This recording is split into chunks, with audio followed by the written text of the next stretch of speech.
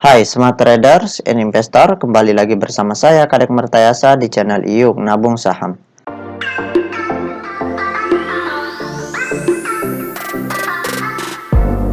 Nah, di episode kali ini kita akan membahas salah satu perusahaan yang di-request oleh Gudang Kain. Kode sahamnya baca, nama perusahaannya yaitu PT Bank Kapital Indonesia Tbk. Oke, untuk mempersingkat waktu kita langsung saja buka datanya di aplikasi iPod ya. Jika Anda menyukai konten-konten kami mengundang Anda untuk mengklik tombol like dan subscribe agar Anda mendapatkan video terbaru kami setiap minggunya. Nah, di sini kita ganti dulu kodenya menjadi baca. Kemudian kita enter ya.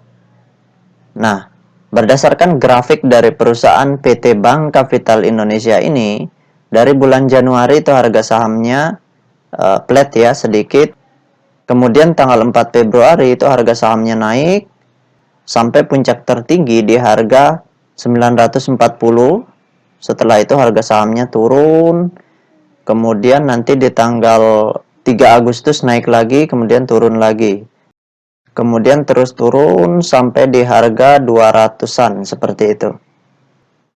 Nah, sekarang kita ingin lihat apa yang dilakukan oleh investor besarnya dari tanggal 1 Desember 2021 sampai tanggal 21 Januari 2022. Oke, kita langsung saja buka data broker summary-nya. Kita klik kolom Broksum ya. Oke, di sini kita ganti kodenya baca. Kemudian kita mulai dari tanggal 1 Desember 2021 sampai tanggal 21 Januari 2022. Oke, kita show. Nah, berdasarkan data transaksi atau data broker summary dari perusahaan PT Bank Kapital Indonesia Tbk ini, kalau kita hitung total lot yang dibeli dengan total lot yang dijual secara keseluruhan dengan menggunakan tools tambahan yaitu Detektor, maka dapat ditarik kesimpulan bahwasanya dari tanggal 1 Desember 2021 sampai tanggal 21 Januari 2022, investor besarnya melakukan normal accumulation. Jadi di periode ini investor besarnya melakukan normal akumulasi. Nah, kita bisa tunggu ketika investor besarnya melakukan massive accumulation atau melakukan kegiatan memborong barang yang dijual oleh investor retail dalam jumlah besar tetapi harganya tidak naik. Pada saat itulah kita bisa masuk ke perusahaan ini atau membeli perusahaan ini. Karena ketika mereka melakukan aksi massive akumulasi, mereka punya kepentingan untuk memarkup harga nantinya, seperti itu. Nah, sekarang kita ingin lihat data peta kepemilikannya. Nah, berdasarkan hasil riset yang saya lakukan dengan mengumpulkan data-data dari SRO Bursa Efek Indonesia dan data-data dari sekuritas, maka dapat ditarik kesimpulan bahwasanya perusahaan PT Bank Kapital Indonesia Tbk ini 100% sahamnya sudah dalam bentuk scriptless.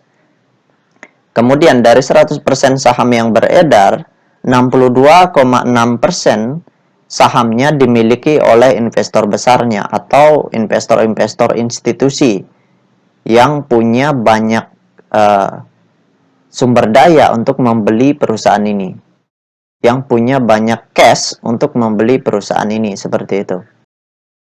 Nah, kemudian kepemilikan investor retail di perusahaan ini sangat kecil ya, yaitu 6% saja. Sisanya itu dimiliki oleh investor asing, seperti itu.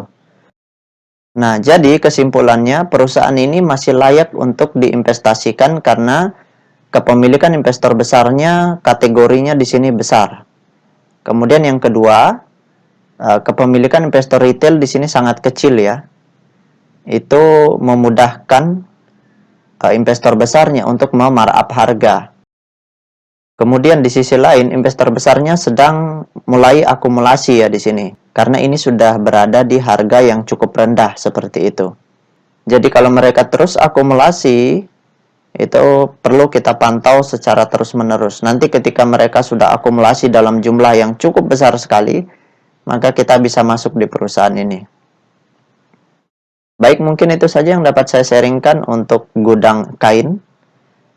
Nah, bagi teman-teman investor, jika ada yang ingin ditanyakan atau ada yang ingin di-request, silahkan komen di kolom komentar.